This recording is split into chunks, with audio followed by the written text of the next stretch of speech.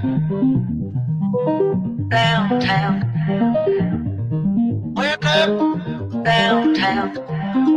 Went up downtown. I want to save my soul.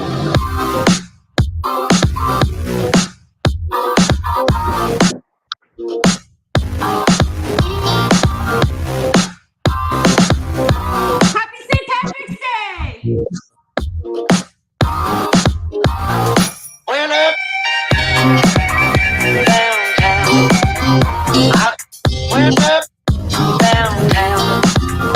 Went up downtown. I save my soul. I save my soul. I save my soul. I save my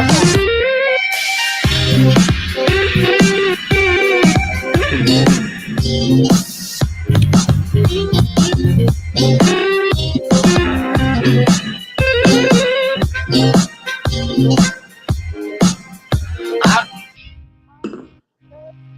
I'm gonna mix that. Save my soul. Won't you save my soul. Save my soul. Save my soul. Save my soul. Won't you save my soul.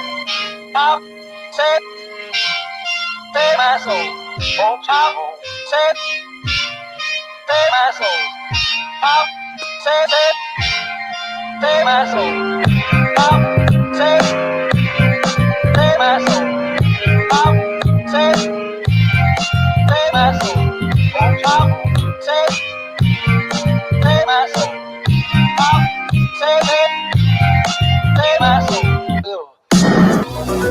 Save my soul. Save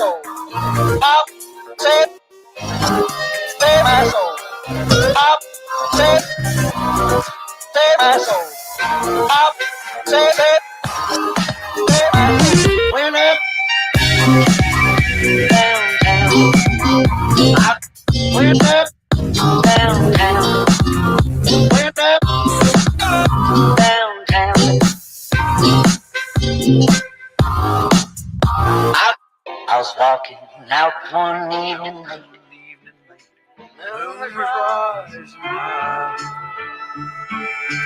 Headed for the riverside, around this fuss and fight. Turn this down a little bit because a little bit of a workout. Happy Patrick's Day. I'm actually playing music from Epidemic Sound, which I pay a monthly service because then I get copyright free. We get some weird shit. I guess I'll stop it for right now because I'm on StreamYard. I think I'm on Twitter, I think I'm on Facebook, and I think I'm on YouTube at the same time.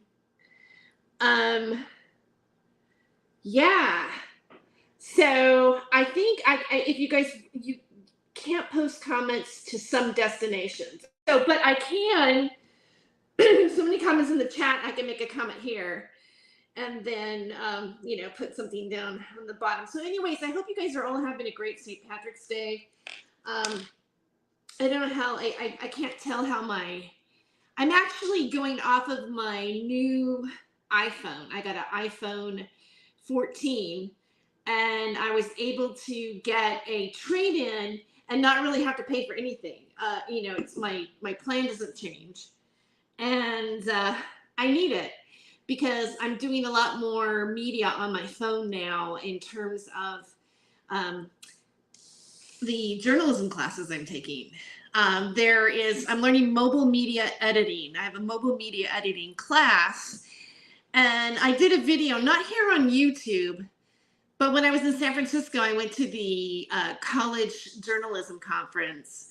And I learned, I took a class on vertical video making, because everybody's getting their news on social media. That's a fact. So the industry is changing, And so, I'm learning to be a better video maker. So tonight's kind of an experiment to see how everything is turning out. If you are here on YouTube, I can see there's like 5 people watching. Hi, happy St. Patrick's Day. But leave me a comment and say, hey, your audio's okay. It sounds all right. It's weird. I don't know. I can't watch anymore, whatever. But I know this is probably really like poor white trash, but I have box wine tonight because I think I have a wine opener, but I didn't, I'm walking around my house right now. I moved, right? So I wasn't sure if I had one. And so I thought, you know what? Box wine is just absolutely good enough. So, I was watching Just Me.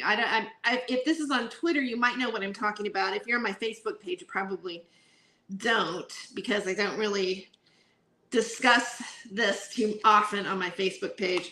But I was watching a live stream, and there's this guy named Phoenix Enigma who was on the show, and he was drinking wine. And I know it's in a what do you call it, margarita glass, because that's all I have. So I thought, it's the best glassware I have in the house. So I figured I would drink my wine with my in my margarita glass, in the wrong glass. But does it really matter what glass it's in? Kind of. Like, I couldn't bring myself to put it in like my teacup. I said, no, I'm not drinking wine in a teacup. But I unpacked this and I went, oh, cheers. So happy St. Patrick's Day. St. Patrick's Day is my favorite holiday. And because you don't have to not the best, really. I'm getting spoiled. Like I like good wine, but it'll do for tonight. Okay, so I got like California Pizza Kitchen pizza, and I'm gonna make it in the electric oven, because we don't even have. I know that we've been banned from having gas stoves, and okay, fine. I understand that. Sometimes I get it. Okay, but what happens if the electricity goes down? What happens? What happens if we get a solar flare, right? I mean, we wouldn't have any internet or whatever. But I am prepared. I am prepared for the apocalypse. I actually have this little oven maker, that you can just put out in the sun, and it's supposed to cook your food. So I've got that, and I have, I don't know, maybe I overbought that, the survival food. Like I mischecked the boxes, and so I have like so much survival food that I could probably, keep my whole family, myself, my mom, and my stepfather, and I can supply people for maybe a couple years. So that's exciting. I am prepared if the banks go down. In terms of food, I mean, now the food might not taste good. Oh look, I just saw my own string go, hey, not my rebel, it's Terry Joyce, happy St. Patrick's Day. It's a little late on its announcement, YouTube. You're a little late, you're a little lagging behind. I've already been going for a while. All right, so. All right, well, I thought maybe I would put the pizza in here and heat it to 4 minutes. Anyway, yeah, I was watching Jesse's stream, and I might get into that in a bit. I just, I don't know, I just kind of want to take a break from some of the topics that I've been talking about on YouTube. I just kind of want to just go, it's St. Patrick's Day. I don't really feel like getting into it, but the more wine I drink, it can happen. So I can just see people go, oh, what a lush. She's an alcoholic. Terry Joyce is an alcoholic slut. No, Terry Joyce is the Hollywood alcoholic slut who is a former porn star, which never really happened. And, you know, she's a field journalist. That's basically where I've been hearing one woman say about me. So, like, I mean, and I say it because, like, oh, I'm so worried that somebody's saying something so absurd as that, you know? I mean, like, it's like, in a way, you have to kind of like laugh at it because it's just kind of freakish. So, you know, like, you got to get entertained by some of the things that are said on Twitter or said on, you know, YouTube or Facebook or whatever. Like, you just really can't take it seriously. I mean, for example, I think even this past year, I've been called CIA, I've been called British intelligence, which is really freaky to me because I'm an American. Last I checked, I was an American. But I've had someone, you know, even in my own chat, oh, she's British intelligence. Really? Like, I was born on the 4th of July. Like, I'm really American. Like, I'm a Yankee Doodle dandy. All right. I mean, I even have a Californian accent to boot. Come on, man. And I'm drinking boxed wine. So, anyway, I'm heating the oven. I thought I'd just kind of maybe talk for a while until like my pizza's ready. You know, I mean, I'm sort of doing just an impromptu show. And to see just how, oh, hey, Michael Williams. I miss talking to you too. I'm glad to see you here tonight. I just, you know, I was talking about how like St. Patrick's Day is one of my favorite holidays because like you don't have to buy anybody presents. You don't have to be disappointed if your boyfriend doesn't give you the right, you know, gift for Valentine's Day or you don't get a proposal. You know, you don't have to, like, Christmas and all the other holidays. I mean, sometimes they can be really beautiful, but they're never really like how the movies make it.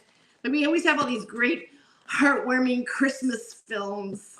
And your life never really, you know, compares to that. Usually there's some family argument that happens and everybody gets a little upset or whatever. So I'm not saying all the time, right? I mean, maybe you guys have great holiday experiences. Just, you know, like maybe Reese Witherspoon shows up at your dinner table, you know, wearing antlers with whatever male comedic actor is popular at the time, you know, maybe Ben Stiller. I guess he's out, right? Who's really big at the moment? So anyway, we should catch up, Michael. You know what? I just want to give a shout out to you guys. Michael Williams is an amazing artist, and he displays his art on Facebook, and I think you're on Instagram too, right? And I got to tell you, the football pictures that you drew. And, you know, there was a photo, I guess maybe he was a coach. I don't know. Maybe he was like with the NFL. I'm not sure. But, I mean, they were just, oh, you're on Instagram. Yeah. I'm on Instagram, too, at Terry Joyce. That's how Michael and I started talking, was because I was live streaming my early podcasts for Not My Rabbit Hole on Instagram. And then I discovered StreamYard, and then I decided to, you know, go like change to StreamYard. And StreamYard hasn't really added Instagram yet. Like, what camera am I looking in? I guess I'm looking over here talking to Michael because my computer's here. And if you're looking at this on Facebook or Twitter, you can't see the I can, like, over here I can pin his comments to the screen, but that doesn't transfer over yet either. But you know, that's going to happen in the future, right? Anyway, what did I do in my box? Hold on, let me come back. I know I'm walking out of camera, but whatever. Okay, so am I heated yet? How long does it take to preheat something? It has to preheat to 400. You know, it's got feta cheese on it. I mean, oh wait, wrong way. It's got feta cheese on it, and I think spinach. I decided to go like kind of healthier. Just, I like feta cheese. I really do. I like feta cheese. I like a good Greek salad. Okay, so, and I want to show you, see, I'm having my own party at home, right? I mean, because, hey, nobody can slip a Mickey in your drink at a bar when you're just doing it at home. Anyways, I got Haagen-Dazs chocolate peanut butter Haagen-Dazs. This is for dessert later. I know I wanted corned beef and cabbage, but this is too much to try to make that today. By the time I decided that, I go, oh, maybe I can make corned beef and cabbage, you realize it's too late. I don't think it's a meal that you can make really fast. So,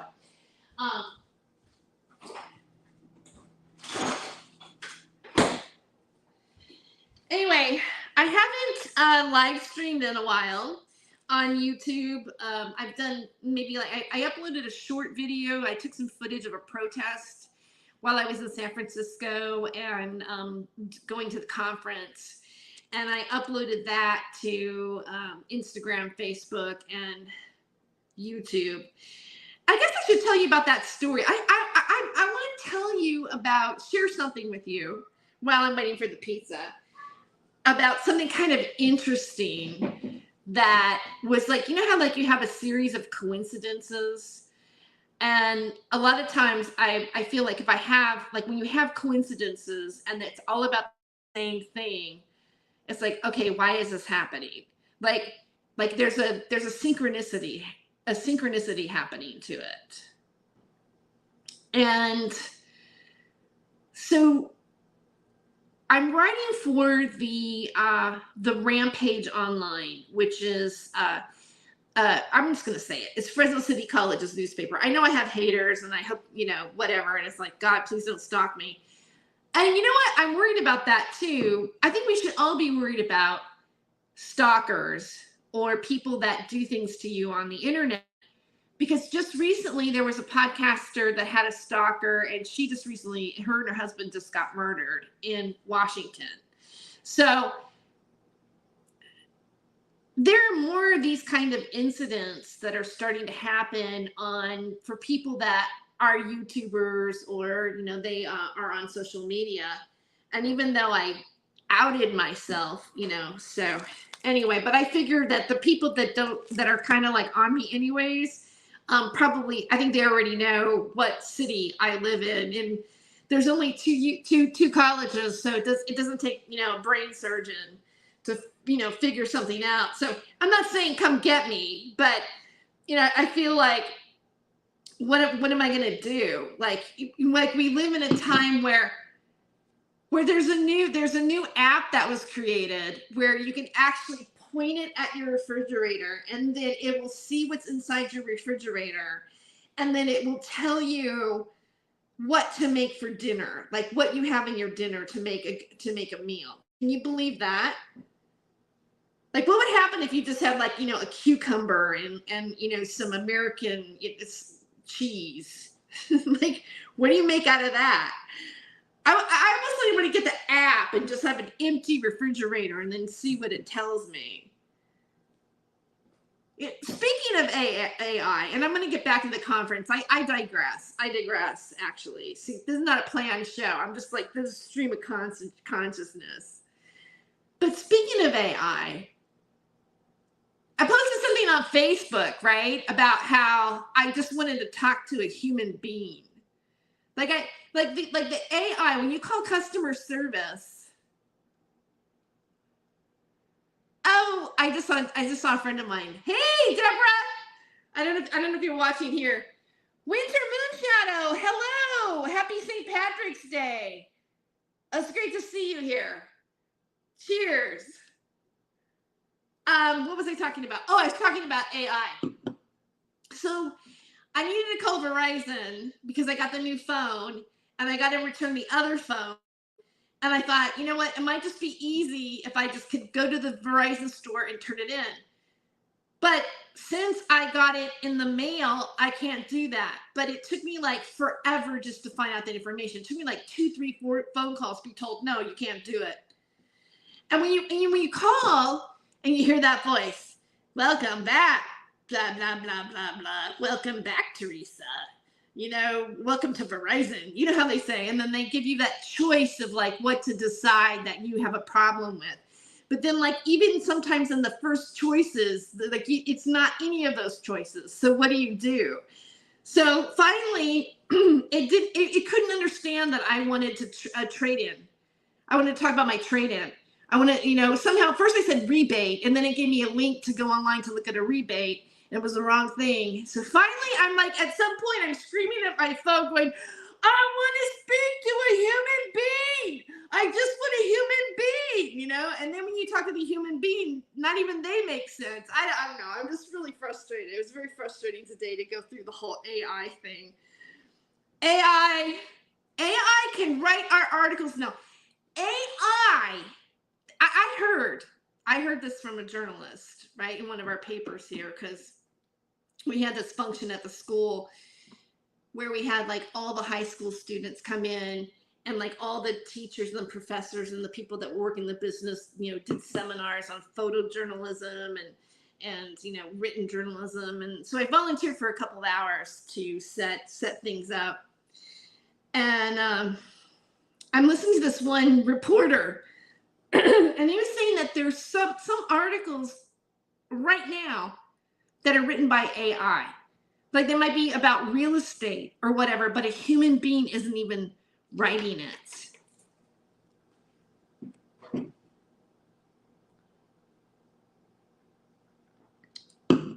You know, you could actually do a paper, like you put something in, an idea, do a paper, you know, you've seen those things come down like in my StreamYard, because I'm a writer. Now I'm going to have somebody come out and tell me she's a field writer. But I am a writer.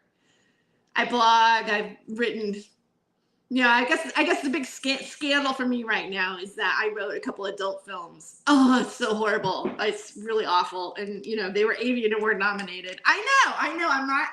I've done things in my life. I've lived a long time. Okay. So far, you know, whatever. You make what you will out of it. I can't take it back. You know, when you do something, you have to own it. Yeah, I did that in the past. I may not do it again, but, you know, I did it. And my first movie that I wrote like that was picked up by a university as a study on human sexuality. But whatever, doesn't matter. I'm a failed porn writer. Oh, okay. You know what? My family still loves me too. They still love me after that. I'm still loved by my family. They know what I've done, and they still love me. How does that look, huh? Oh, it smells good. Okay. Which means I don't have COVID because I can smell. All right. Let's put this in here. So it says 18 minutes. Oh, you know what? My timer's on my phone, but I guess I'll look for a moment. Greetings, Jeff.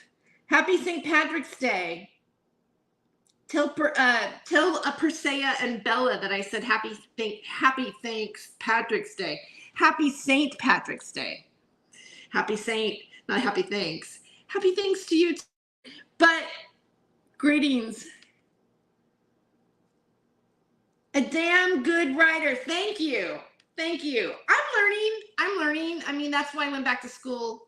I took a fictional writing class, and I wrote some flash fiction, and I started a few pages of a novel, and then I have a portfolio of work that I made, and then I also wrote my first act of a screenplay, which, by the way, is I'm not going to give you the whole plot, but it has to do with cloning, and it was an idea. The idea came to me, by the way, this high school teacher that I had, his name is Larry Constantino. He was my science teacher, biology. I think I had him for biology and a few other classes. And I was also secretary of the science club, believe it or not.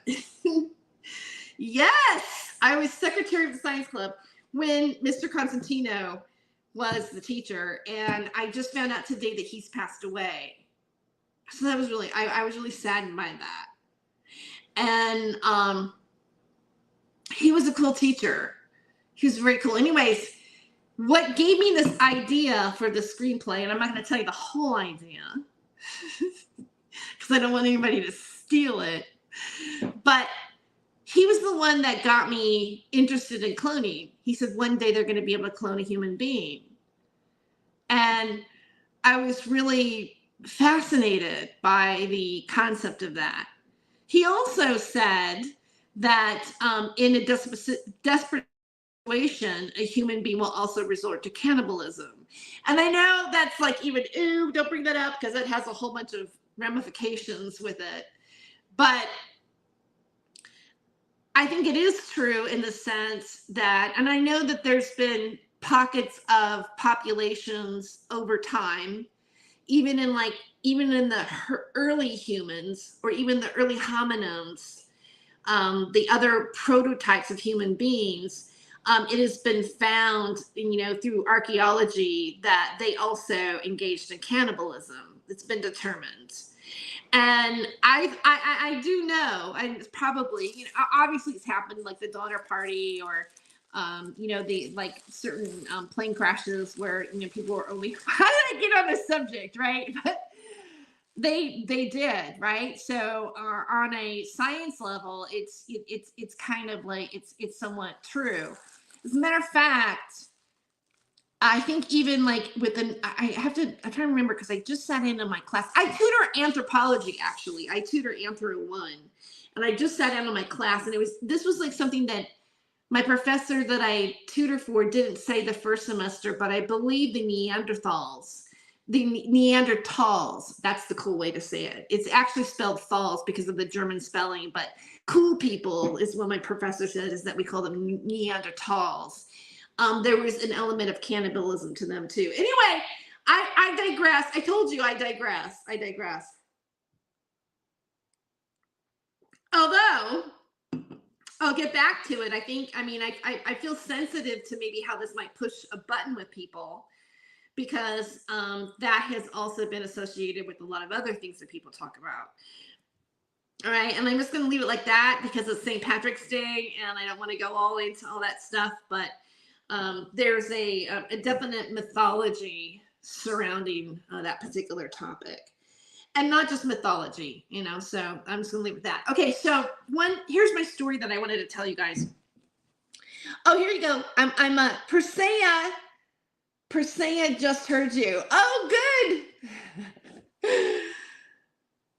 Winter Moon Shadow says that box wine will creep up on you. Yeah, it will creep on me. I'm trying to do it slow. The flavor varies person to person. Yeah, I've had it. I've drunk this wine before, and it's tasted better. So my first taste was a little vinegary. So the Donner Party, thanks a lot. I'm related. I know you are. I know you are. I'm sorry. Yeah. I'm sorry, Jeff. When I was bringing it up, I go, yeah, I know that Jeff was related. Okay, he's related to the survivors of that feast. So that is Jeff. It's like, in a way, it's like, for somebody I thought survival of the fittest. But do you know what survival of the fittest means? Really, is that you had a genetic mutation, or a species sometimes has a genetic mutation or an allele frequency, an allele that gives them an edge in their environment. Like it's the fact that you have something that makes you survive your environment that could be catastrophic to another population that doesn't have it. That's what that means. But look, I don't know. I thought it was a sick joke, but look, when you were up against life or death, what would you do really to survive? Like, what would you, like, how, I mean, is it really our place in that situation to judge people? I don't think so. I mean, I wouldn't want to be put in that position. Like, I could just see me, you know, out there going, oh my God, I mean, I got to eat grandpa's leg to survive. Like, I wouldn't be like, you know, there would be like a big head trip. And I don't know, maybe I would make a choice. Like, I'm just not doing it. But then, you know, what if I did make that choice? Should the person be persecuted for that in that situation? Like, I learned also that every animal will eat another animal of its own species in order to survive if it had to. That's a fact. I don't know how I got on this topic. Sorry. Welcome. Happy St. Patrick's Day. Let's talk about eating each other. But now I'm going to have people go, oh, you know, Terry Joyce, she's satanic. She's talking about cannibalism. It's like, no, I'm not. I'm just talking about it from... I'm not talking about it from that perspective because, you know, to my understanding, there's people that do it for ritual, and that's wrong. Right? But then, like, okay, I'm going to say this too. I mean, I think that's wrong. But then, like, we go, well, okay, so what's a moral compass? Like, everybody has their own moral compass. Like, everybody has their standard of, like, what they think is right or wrong. And then we're going to, like, live accordingly, or we attempt to live accordingly to what our moral compass is.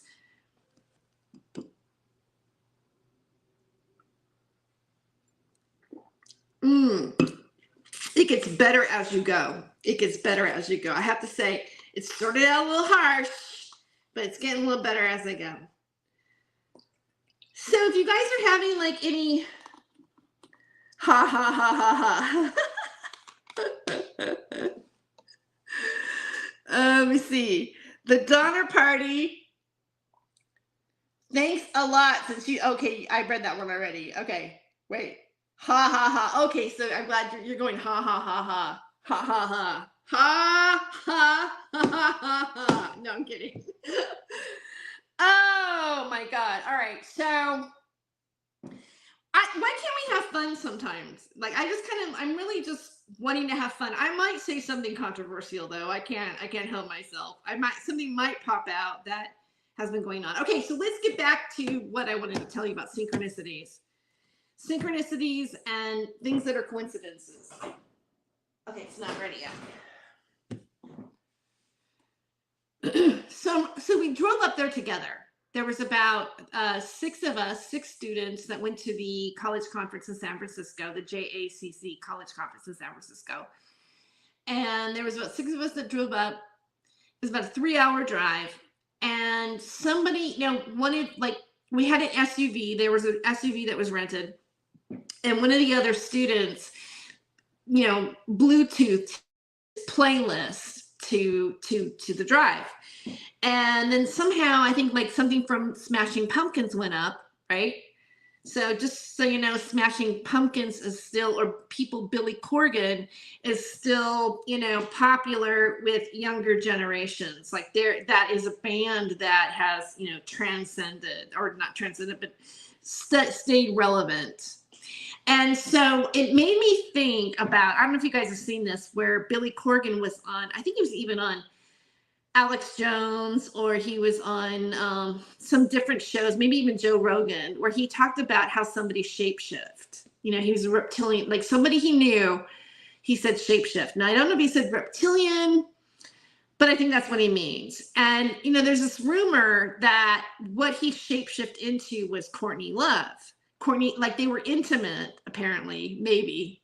That's how the rumor is. And that the person that actually shapeshift was Courtney Love. And to be honest with you, I can kind of see Courtney Love shape-shifting. I mean, can't you? You know, right? So I'm like, wow. I mean, here's a guy who's in the music industry that is coming out just saying that, yeah, I've seen someone shapeshift. And one time, I'm going to tell you this, one time I was in San Francisco, like the last time I was in San Francisco, I was there for, there's a woman named Lynette Shaw who has, she's known as like, what is she known as? She's in Marin County. She's like not the mafia, you know, mama or whatever, but she's like really well known for having a dispensary in Marin County, which is a rich area of California, kind of near San Francisco, but they're rich. All right. And, you know, it's Marin County, right? And she, at one time, the IRS went after her because before marijuana was legal for recreational use, and they went after her with the IRS. I think this was maybe back in like 2014. No, maybe 2013 it happened. 12, 13, somewhere in there. And even before that, she was doing some shows on cable access. And there was a guy who was part of that show that was part of the Spinal Tap, right? The mockumentary by Christopher Geist, you know, Spinal Tap. Did you see that? I think, no, Christopher Geist was in it, but it was directed by Rob Reiner. Great movie, Spinal Tap. Anyways, he was a character on it. He was in it, but he was like part of, you know, this show that we were doing in Marin County for public access. And then there was some sort of benefit that I performed on, which was up in that area. Okay, so this man comes in, right? This is like older, like maybe, I would put him like late 50s, early 60s, right? Oh, let me just double check on the pizza.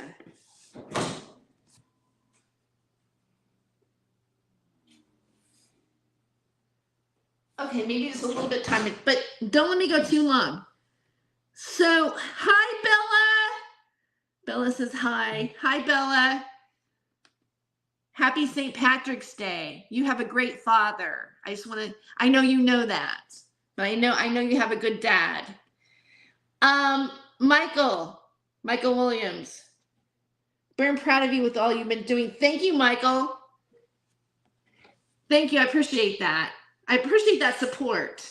You know, I thank you. So I was in Marin County, right? And we're sitting in this area. This man comes in. He's like late 50s, early 60s. He starts sitting down talking to me, and no one's really, like, he asked this question. He goes, I think that cannabis like makes people more psychic.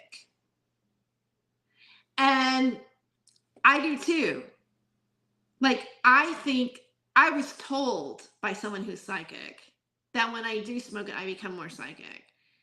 But I am psychic myself. I know. I don't want to say. I know that sounds weird. You know. I know it's like, what are you talking about? But sometimes I see things, or I know I can see something happen before it happens, or you know, I get, like, for example, Mr. Constantino. Like, I was thinking about Mr. Constantino recently, and then I wondered if he was live or not, and then I had the answer that he wasn't alive anymore. So I'm gonna be a little woo tonight. Come on, it's St. Patrick's Day. We're gonna be a little woo, right? I mean, I think our natural way as people, this is what I think, maybe I'm wrong, is that we were supposed to be psychic. Like, that's supposed to be part of being human, maybe. Or maybe it's a mutation. But, and again, a lot of us who, like, I talk to, and a lot of the community that's on YouTube, we've talked about Jim Cannon and the men who stare at goats, and how there's Project Stargate, and how psychic abilities have been used in the military. Right? I mean, that's a fact. I mean, there was a time with Jim Cannon, there's a movie made out of it called The Men Who Stare at Goats, based on a story. And I've said this many times, I'm just going to go really brief, about how a man who stopped a goat's heart by his thoughts. Right? So anyway, so getting to the psychic thing, it piqued my interest. The fact that he came in, he goes, oh, you know, I think marijuana makes people more psychic. And so then I started talking to him. I go, so do I. And we start having a conversation. And then he tells me that he's reptilian.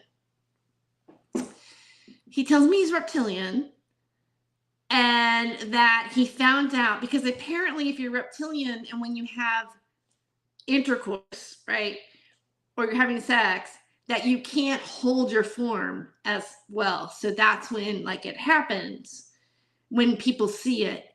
And he said, I was with one woman and we looked at each other and we both realized that we were both doing it, and we both acknowledged to each other, like, you too. And then they both knew that they were like reptilian. And so I'm bringing this up. This is all going to tie into like what happened in San Francisco again, right? So I had that experience, and then the man, he asked me out. He said, would you like to go out dancing? It's a certain night, and then some people, we dance and stuff like that. So I went out dancing with him, and I met some of his friends and stuff. And then when he dropped me off, he said his mother, I'm just being honest, his mother had sexually molested him. That's another thing that he told me, right? Now, I'm not saying that everybody who maybe has reptilian DNA, if you want to even believe that's happened to them. But I think like maybe some people like, but it's not, but there is like some people who do say stuff like that too, in terms of like, whatever. Now, since then, I had more than one person tell me that they were a reptilian. I'm just gonna leave it at that, okay? It's not, that's why when people say, well, do you believe it's real or not? I can't honestly say that I don't, when I've had like that intersect in my life. Like I've had my own experiences. Now, you could judge me and go, yeah, Terry's out of her freaking mind, and she's a failed porn writer, she's a failed journalist, she's British intelligence, whatever. You can say whatever you want, okay? But I'm being honest with you. In my personal experience here on St. Patrick's Day, while I'm drinking my box of wine and making my pizza, which I should probably, I think it's ready. Oh my God, I hope I didn't burn it. It looks a little well done. I might have burned it. I might have burnt it a little bit, but you know what? We're gonna do our best. But I didn't totally burn it. Holy crap. I should have see, that's what happens when you talk about reptilians. You might burn your pizza just slightly. I'll still eat it. I'm going to show you that I'm going to eat it too, because hold on. No, I'll be able to eat that. I was able to fold it up right. So yeah, that's totally eatable. That's totally eatable. All right. So we'll let that cool off for a minute because we're talking about reptilians. Oh, okay. I'm oh, wait. There's I'm losing people. Whatever. Who cares? All right. So reptilians.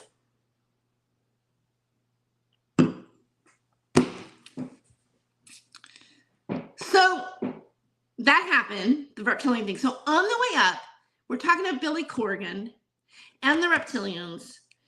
And then I happened to mention David Icke. I'm to some of the student, another student. She's a woman.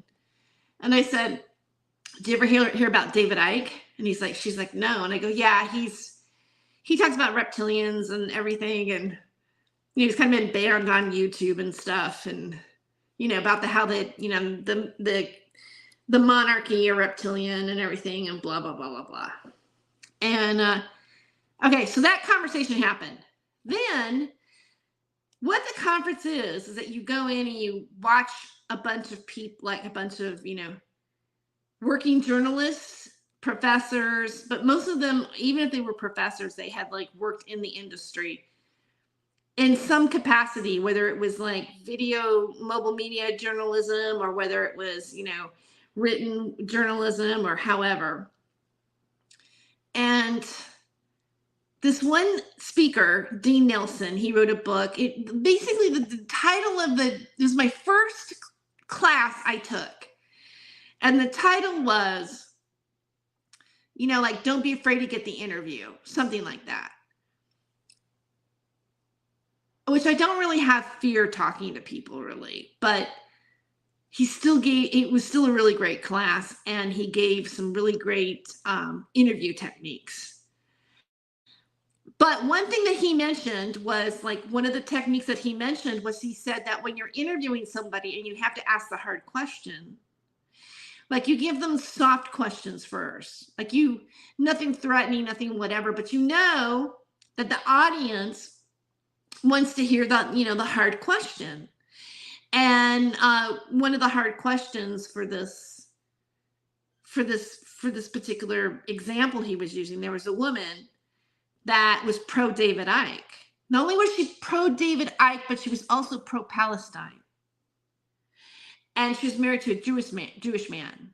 She was a Black woman married to a Jewish man that was pro David Icke and pro Palestine. And that was his hard question. And so he showed us a clip of her asking those two questions about how, like, why are you supporting Palestine? And why do you like David Icke? And, she answered, why, like, she said, because I think what's happening to them is wrong. And I'm paraphrasing basically. And she just goes, I'm married to a Jewish man. And so I'm not a racist. I'm not anti-Jew. And, I don't know. I can't remember if she said that he backed her opinion, but apparently they're still married. I mean, they were still married. It wasn't like something that split their relationship up. And then the David Icke thing. And I found those two things to be interesting. And the coincidence was David Icke. Like, I had just talked about David Icke like hours before I got there.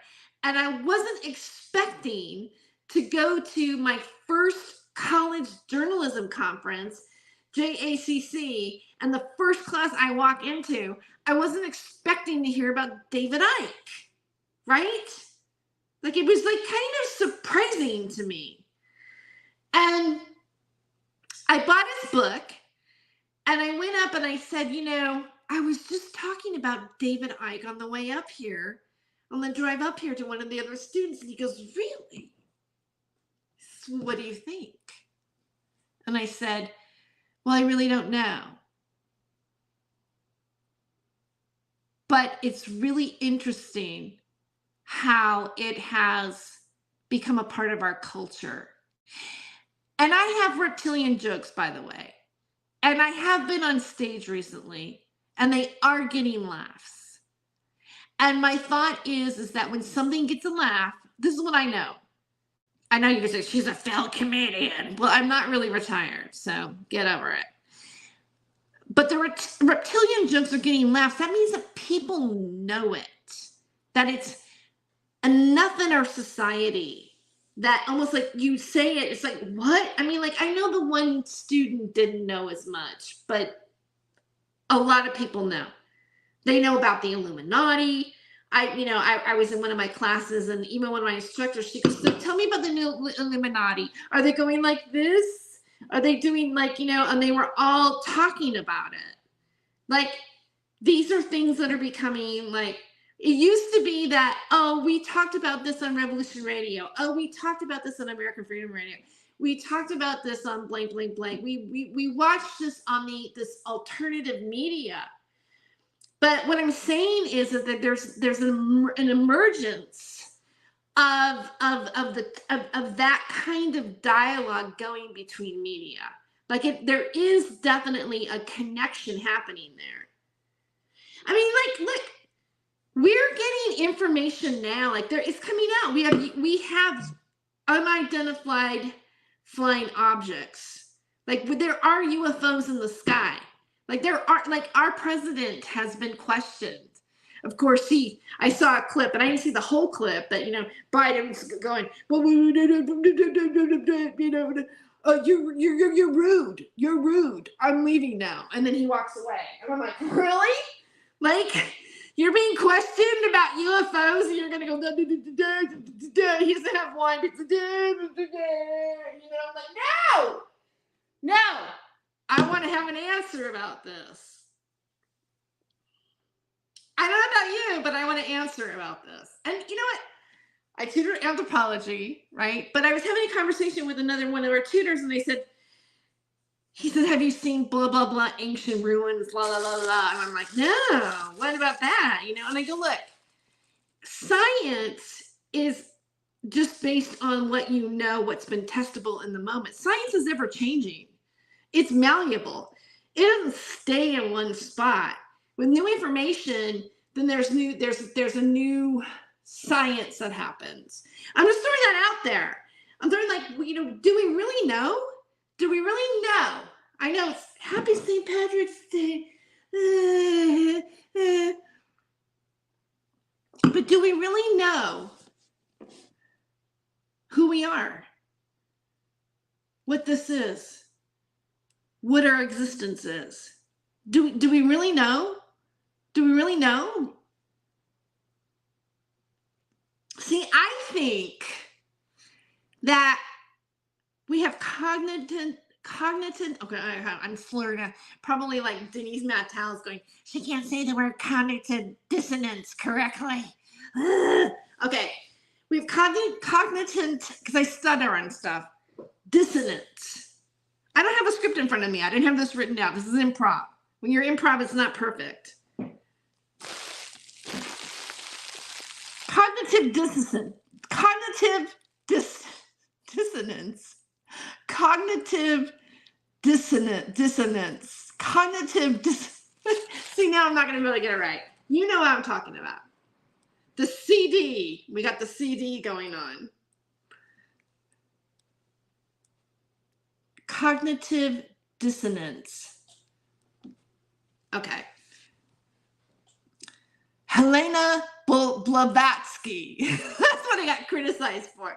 She doesn't know how to say Helena Blavatsky. Helena Blavatsky. Okay. I don't know. I don't know. Do you know? Are you for sure what our reality is? What this is? Do you know for sure?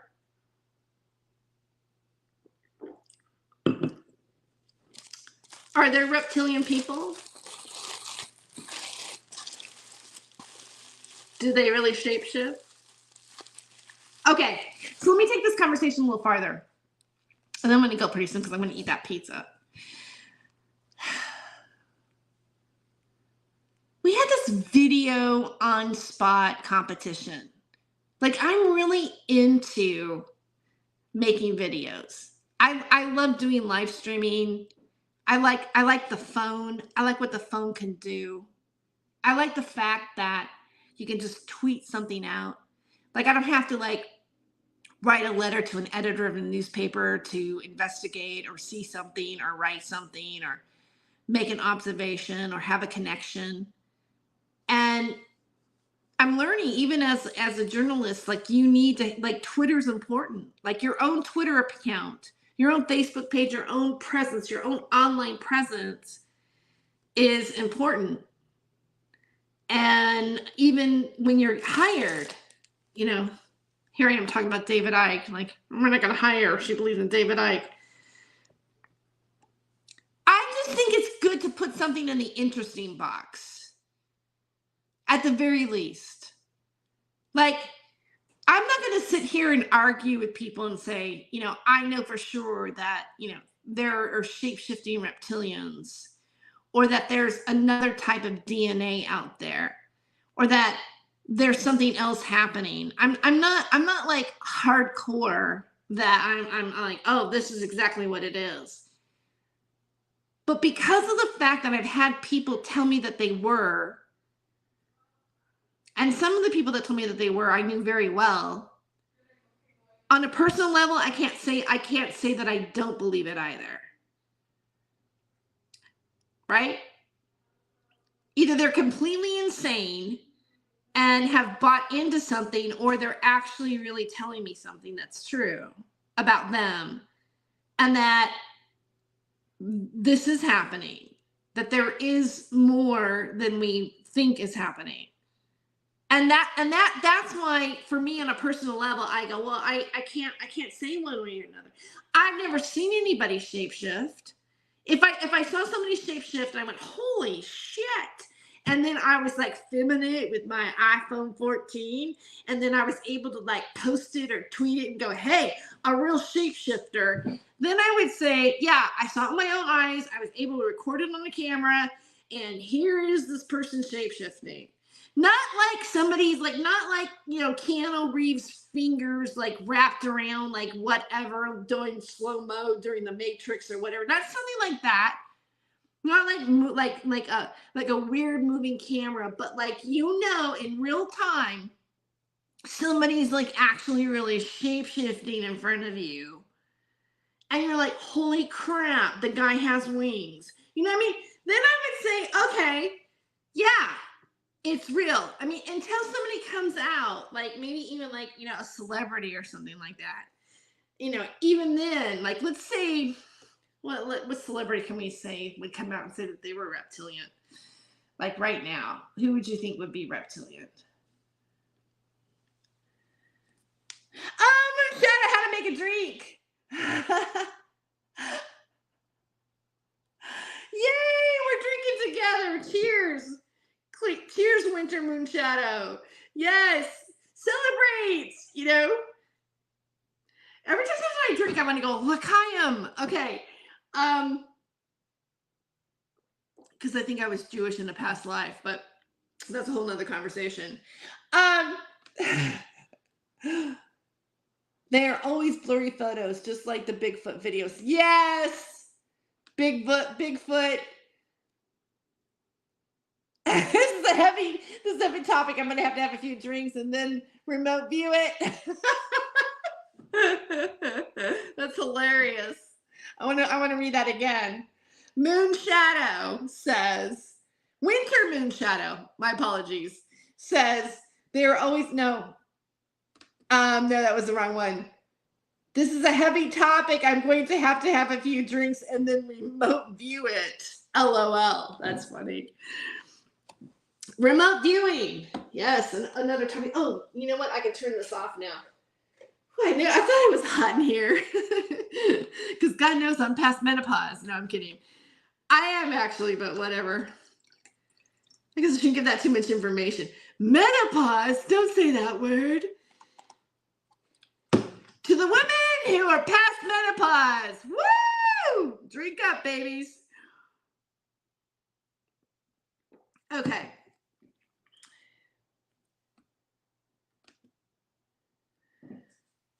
They zap the camera and you can never get a good photo of them. You know what?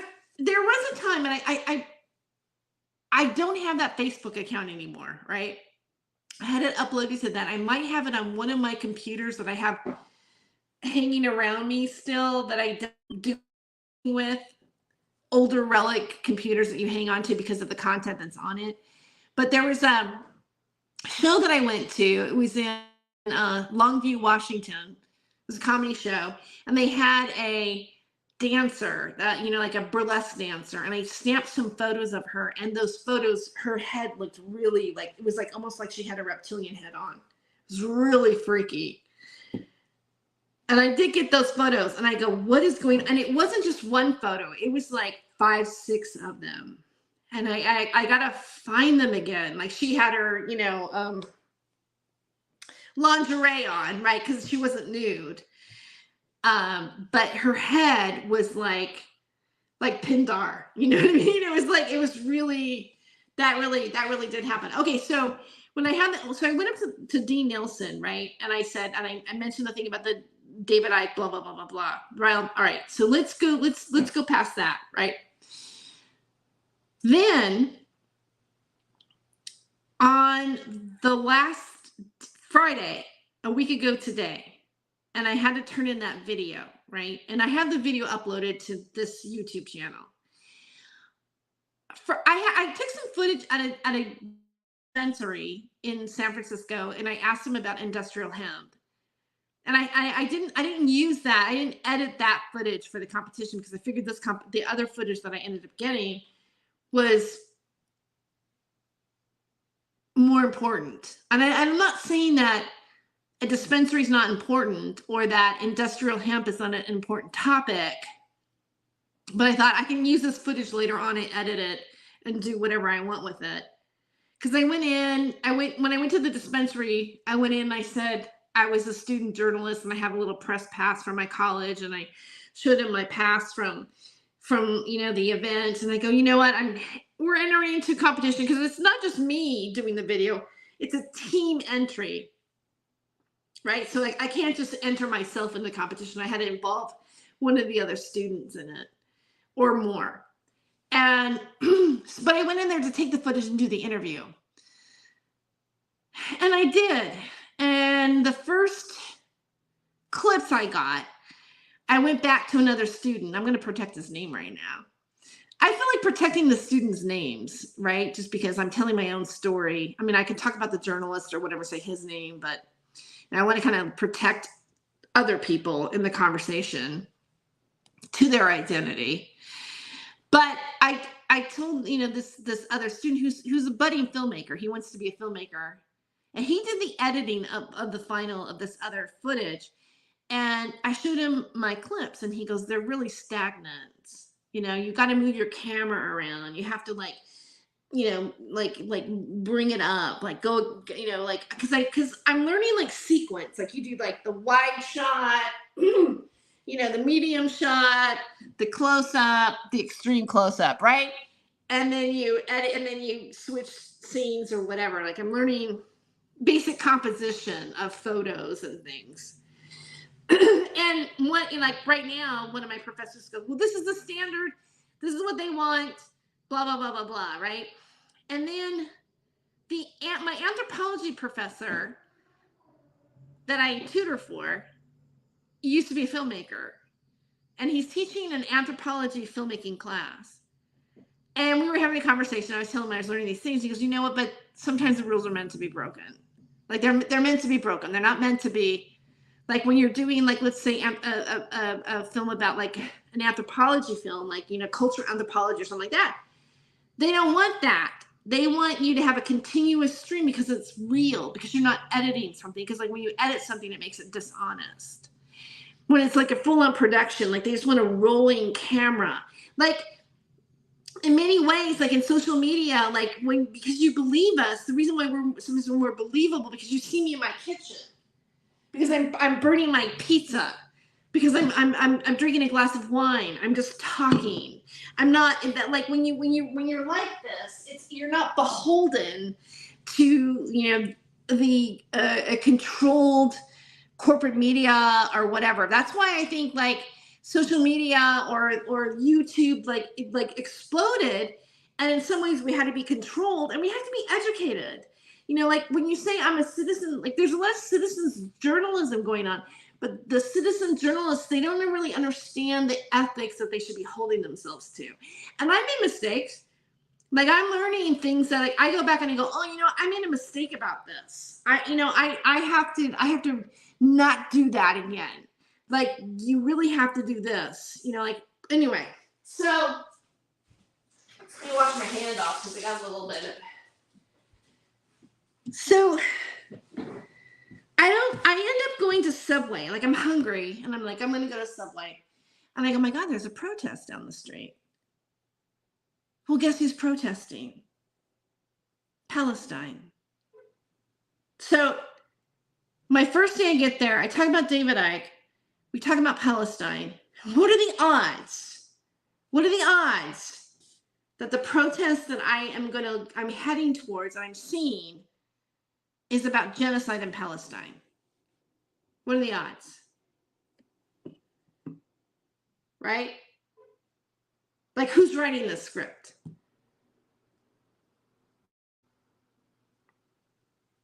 So we walk farther, and I knew inside myself, I'm like, I can't just walk away.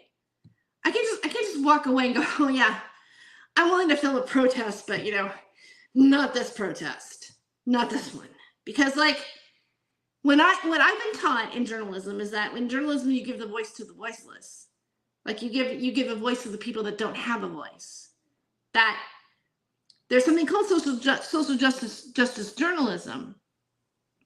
Now, maybe I'll talk about this later. I'm going to bring up Buddy Plant later, this experience that I had almost 10 years ago.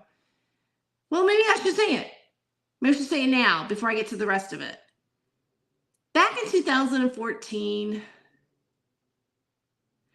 I posted some stuff on Facebook, like maybe it was where I was pointing out some of the things that I thought were happening wrong in Palestine. And, I don't really understand all of it, really. Like, I know that this is a biblical issue. I know that, there's been a feud between Israel and Palestine for a long time. I think we all know that the United States is mostly pro-Israel, right? There's a union between the United States and Israel. I know that. But for me, as a human being, and I hear about genocide, and I hear about atrocities happening to any of us, humans, whatever, how can you walk away from that?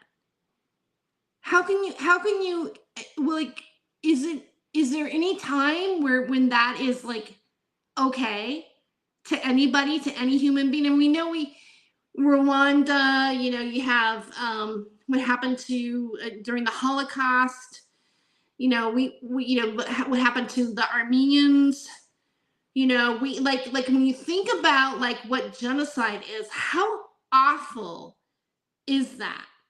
Like, how awful is genocide? Like, when is it okay? Ever? And like when we talk about like, well, how are we going to evolve as a species? Like, because I am into anthropology. Like, are we getting better? Is there a better model of humans that are happening right now? And what is it that would make humans better? Well, maybe we can stop by killing ourselves. Maybe we can stop. Like, I know, like, there's like this thing that, like, there's a group mentality, there's a tribe mentality. They, them, it's them, and they are they, and we're we, but they are them. They're them. Is that working for us now? Like, is that paradigm working for us? And so when I got to the protest, I went up and I saw some people that had signs, and there was a Jewish woman who had a sign about Jewish people that are against the atrocities in Palestine. Oh, this is interesting. This is interesting. This is worth giving, like I want to film this. I want to hear what this one has to say. This is different. This is a different type of voice that like people aren't hearing. That there are actually like Jewish people that are against Palestine. Same thing was with the woman that Dean Nelson had done the interview. I have to ask the hard question. Why is that the hard question? Why is that the hard question? Oh, but why are you supporting like what's happening in Palestine? Like, why? You're an American. You're part of the United States. Do you know that on top of this, and I saw this clip again, it's so weird. I just had my class, my mobile media class, and my teacher was using an example on the screen. This is like how you do it, like when you do a VOSOT, and then there's like, a sound bite in the middle of the reel, which was Trump signing a document saying he's authorizing the Golan Heights over to Israel. How ironic is that? Coincidence number 3. Coincidence number 3. They named the Golan Heights Trump Heights. Do you know that? Do you know that? Mr. Superman. Do you know that Trump has playing cards that he's selling with him, like his chest going like that with a Superman sign coming out? He cannot get reelected. He cannot get reelected. All right. I feel like I don't like I don't like anybody. Like, I'm like, these are my choices. It's either and now vote for your president. I'm being honest. That's how I feel. I feel like I'm like, I remember like when I was dating, it was like there's alcoholic drunk guy that lives with his mother, and there's like, you know, Mr. I want to pee on you. You know what I'm saying? It's like, these are my choices? Really? You know, I'll just go ahead and stay single and be on St. Patrick's Day and drink my own wine and burn my own pizza and do a live stream. I'm better off. Anyway, I hope this isn't to get taken off YouTube. I'm afraid to talk about this. I'm afraid to talk about and go, you know, maybe you should like not be killing the Palestinian people.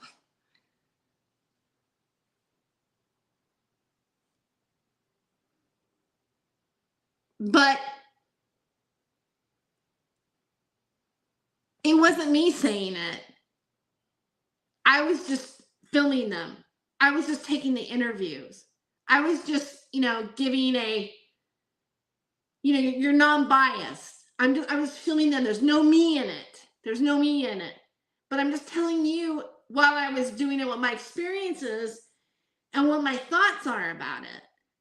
Like, and I felt like when I did it, I was like, oh shit, you know, like it didn't win. I don't know if it didn't win because I didn't follow tradition. Like I used my camera, I moved it around, I tilted it, I went along signs. You know, when you're doing a protest, I feel like, oh, let me get my tripod out. Put it, you know, it's like people feel vulnerable. Like just put a cell phone in front of them and let them speak. You know, make it like, to me, that's what's real. Like that's what we're living. Like we like an average, any one of us could have taken our cell phone to see. We do it. Look what happened with George Floyd. You know, that was on a cell phone. Like we're showing what is happening in our society by our cell phones. Like, why do we, you know, so I broke tradition. I broke the rules. I went against what would have been, you know, acceptable, what our mainstream media is gonna like propagandize about, tell people about what's really going on in the world, you know, blah, blah, blah, blah, blah. But, you know, it doesn't matter what our skin color is. It doesn't matter what our religion is. It doesn't matter. Any of it doesn't matter. What matters is like whether we care about other people. And then when we look back, we go, you know what? I'm going to stop. Like, genocide needs to stop. That, I think that if we can do that, then maybe we have had a mutation and we have had some sort of evolution that's happened with the human species. Until then, I think we're really fucked.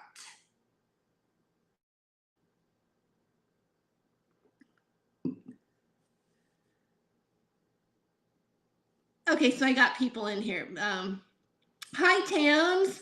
Hi, Treat Shift Skin. Yeah, I'm talking about don't smoke and snitch.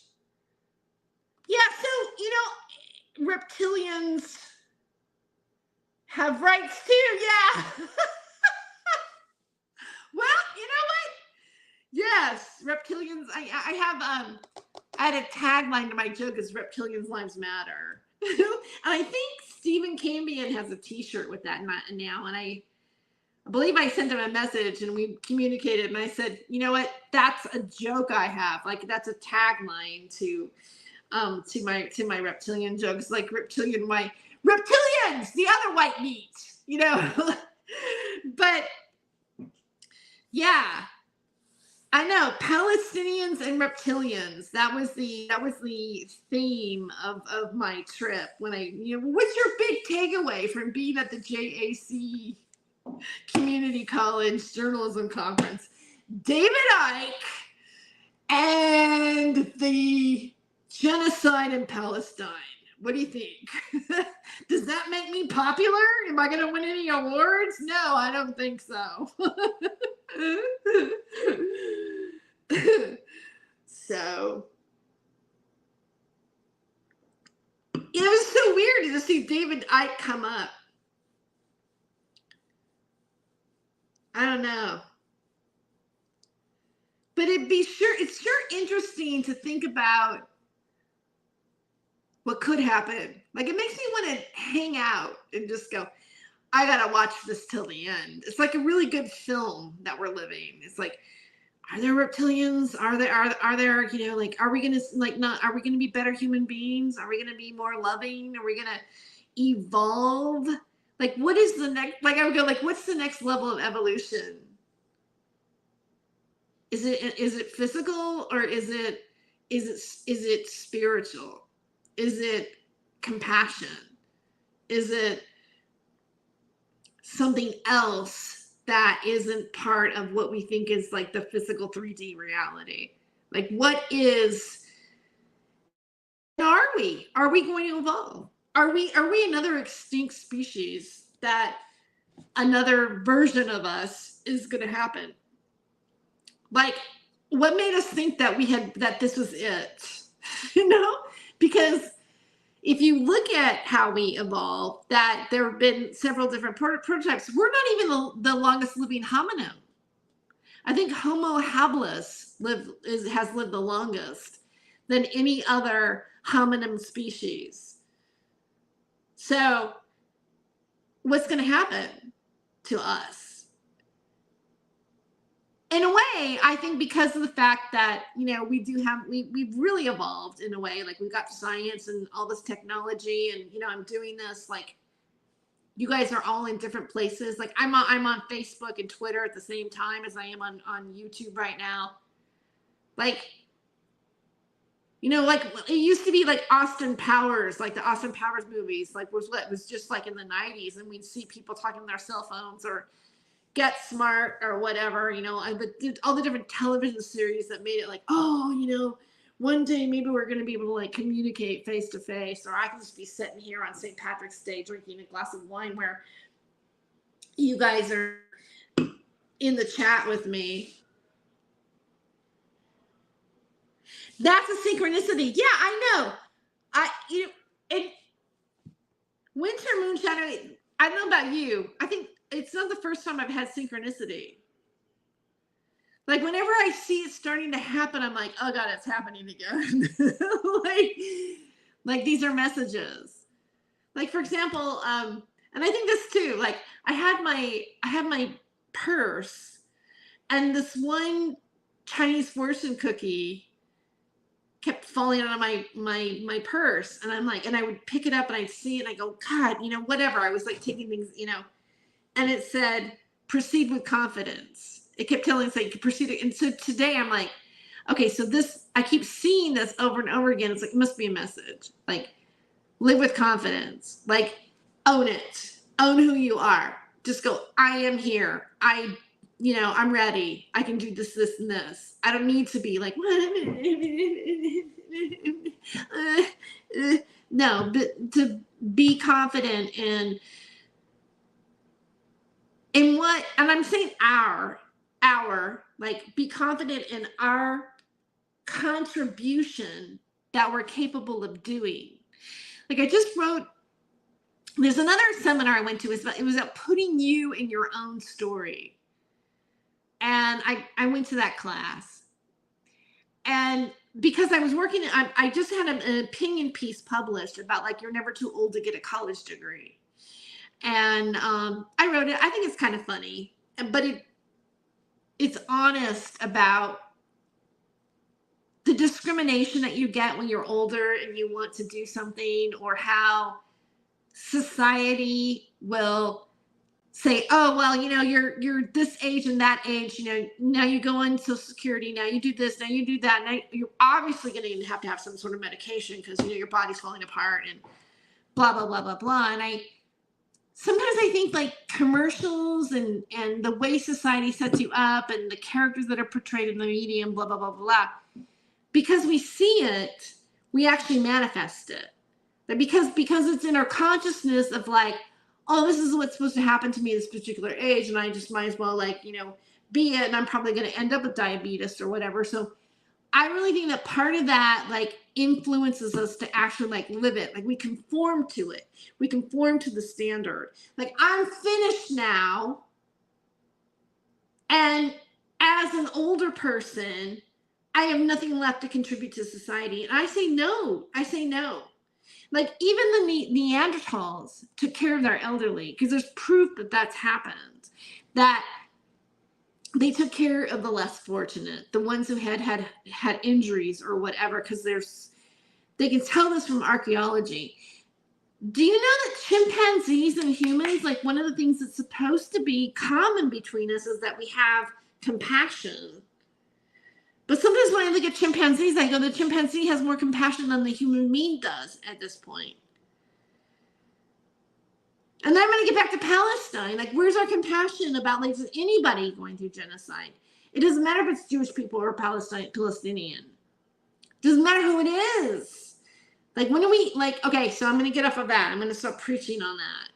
But I'm just speaking how I feel it right now. Because all I have, like, in this moment is my own honesty with talking to you.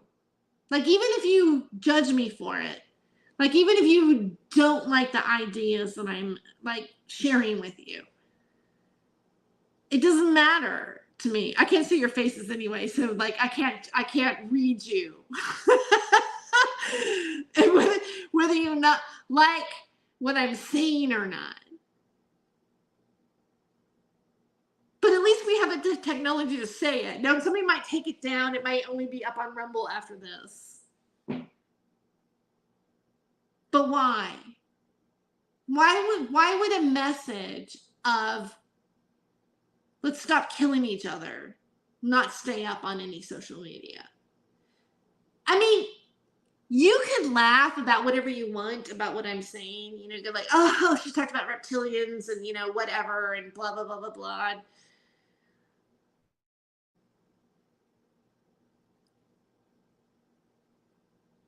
I just kind of have, I like to keep an open mind.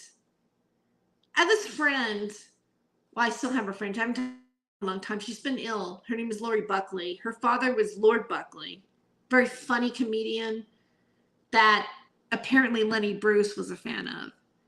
That's her dad.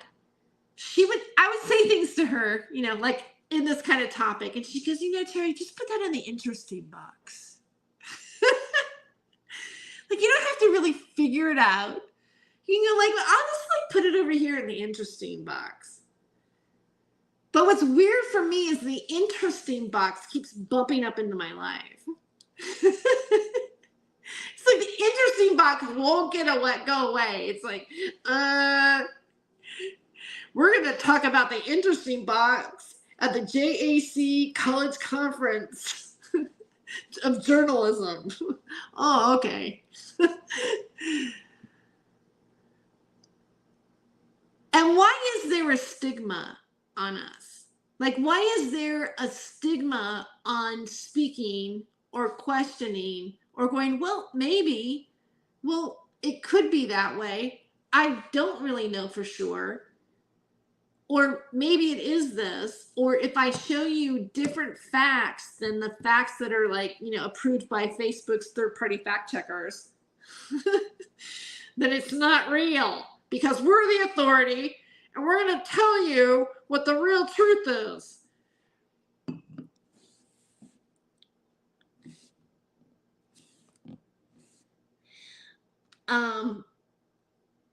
Research Mount Herman. That's a deep rabbit hole. If you fall in, we will throw you a rope and pull you out. All right. Mount Herman. Okay, I will look into it for sure.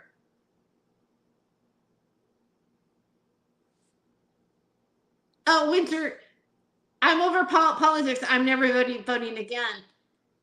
I feel the same way.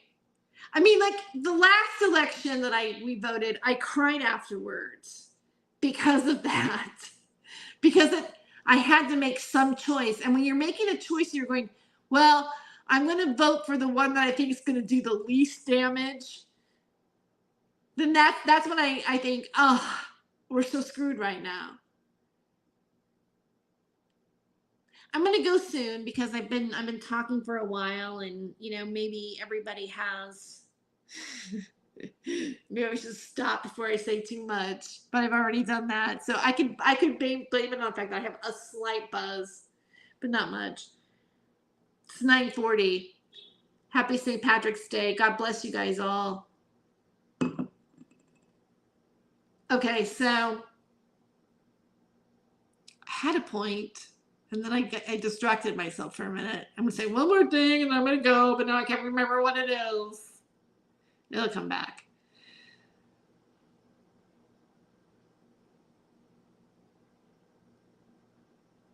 I just think that, oh, I remember now. So we had the speaker, his name was Rick Green. And we had to write, I decided to write an opinion piece about him. Didn't win. I submitted in 40 minutes and whatever, I was impressed that I wrote 400 words in 40 minutes. I'm like, yes, score. But my big takeaway was that he was concerned about our democracy. Like he said, what are the 45 words that changed, what 45 words changed the United States? Well, that's the First Amendment. One woman, I don't even think she might have been American. She goes,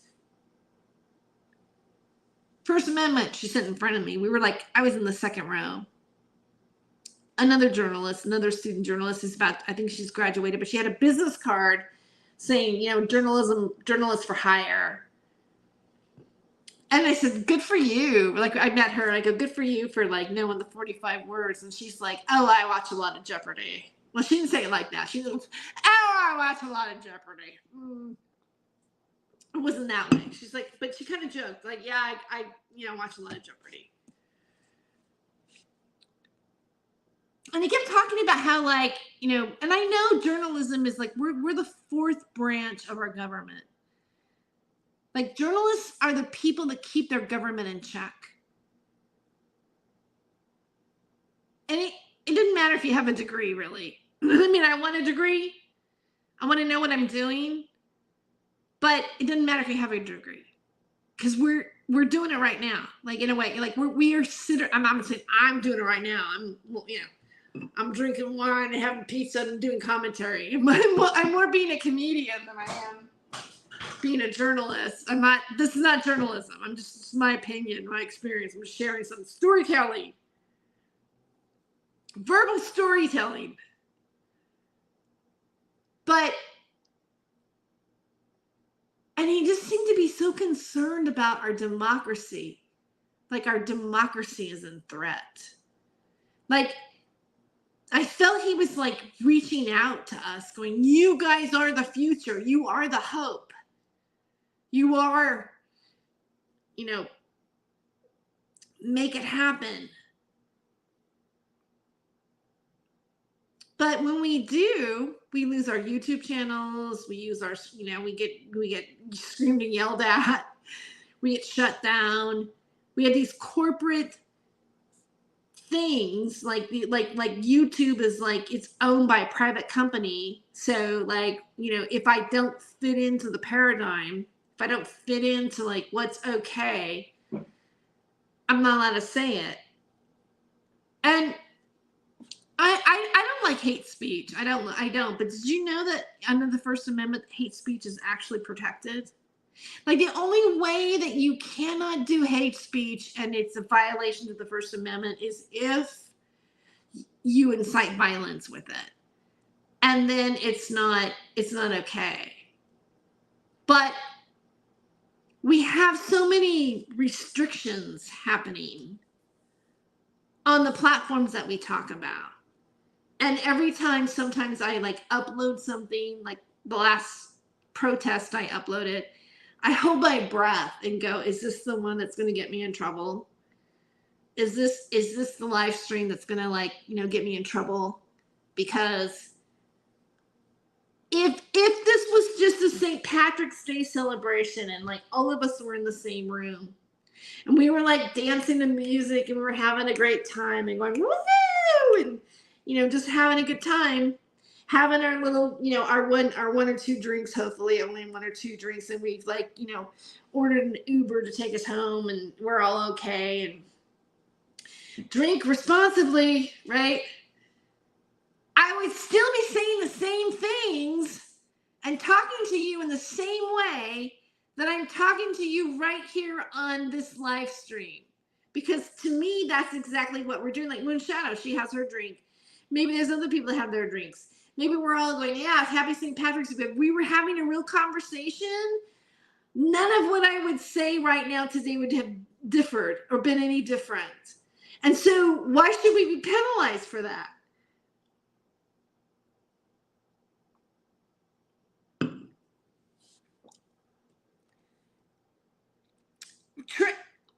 True. I will not participate.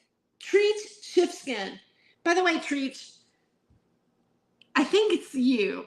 Some of your videos are very funny. I just want to give you a heads up on that. If you are who I think you are, like your channel and some of the things.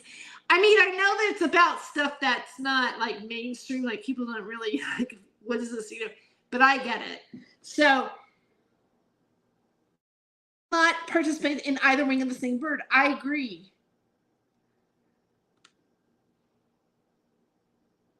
I can always nuke the pizza if it gets cold. I could nuke it. I think I'm going to have to now. Not only did I slightly burn it, but I'll have to nuke it. But you know what? I know that the ice cream will still be good. Can't screw up Haagen-Dazs. I probably shouldn't have made the comment, but I'm a few drinks in, so I have an excuse. Yeah. Then there are fighting words. LOL, true, exciting. A riot is against the law. Second Amendment is to defend yourself after you exercise your First Amendment.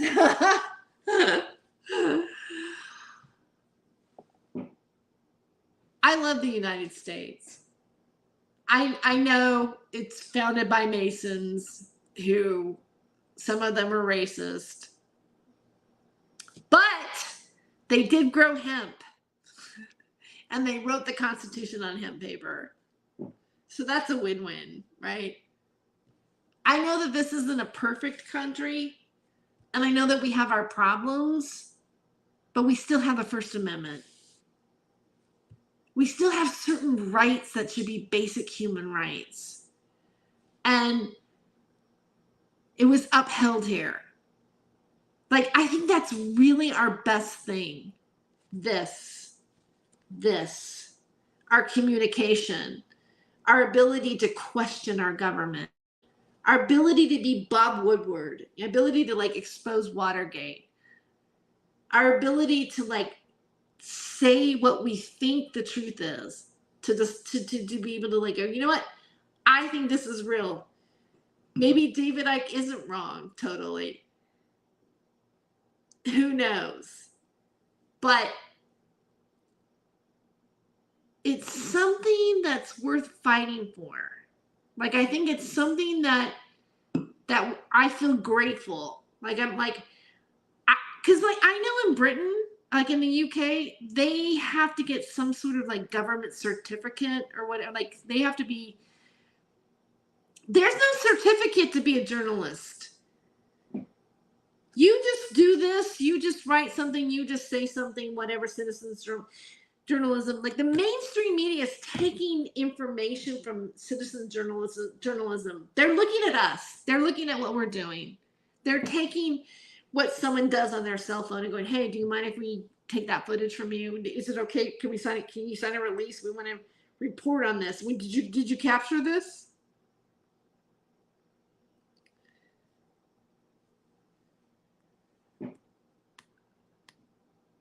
I don't know. I think that's important, like, because our words are important. Because, like, even, I'm going to get biblical, but if you go to the Bible, like, God is the word, and the word is God.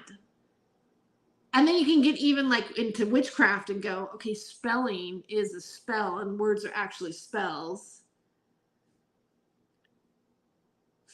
Like, the birth of a new idea, the birth of a new perspective is what's the most dangerous thing. I mean, look what Hitler did. And that's a negative example of it. But concepts, ideas, what we think our reality is, what influences people, what makes people think about a certain group of people that may or may not be true.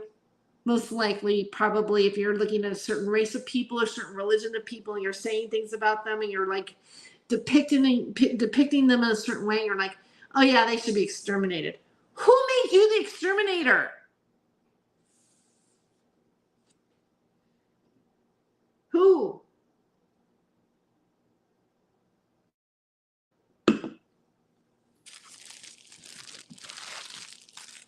I think that's the big ugly thing we need to look at ourselves as people. Look at I'm down like wrapping things up. Oh, stop it. Okay, so yep, I had a drink to that.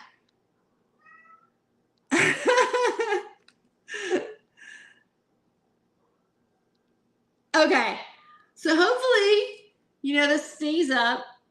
Hopefully I didn't lose friends, but if I did, well, I can't, it's like,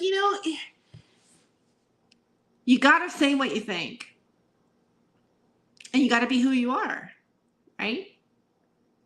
At some point, that is more important than worrying about how the status quo or them or they or the group that I'm supposed to belong to thinks I should be or think. Because we still have the power to think on our own. I know it seems like, oh, really? But we do. And we should revel in that. And we should say, Happy St. Patty's Day. And so I think I'm going to play like another song. And skittle out of here. I want to thank, it's nice to see Tams here, and Winter Moon Shadow, and Jeff Reed, and everybody that showed up in the chat. Michael Williams. I don't know who's watching me on YouTube or on Facebook or Twitter, but because I can't see any of your comments, maybe you'll make a comment on my Facebook page. Oh, good Lord. What's happening? But let's just have a little bit of fun. Where is my favorite? Here it is. This is like a 6-minute song, so I can talk in between. Oh, wait. I should probably share the screen so I can get like the full effect. Hold on.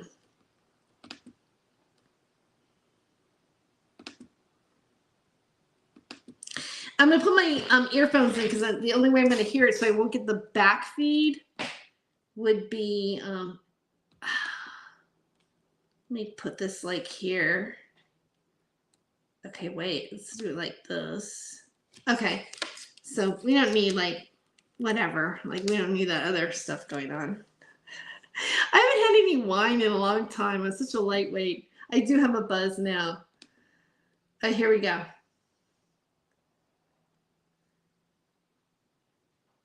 Here we go. This is cool. I like this.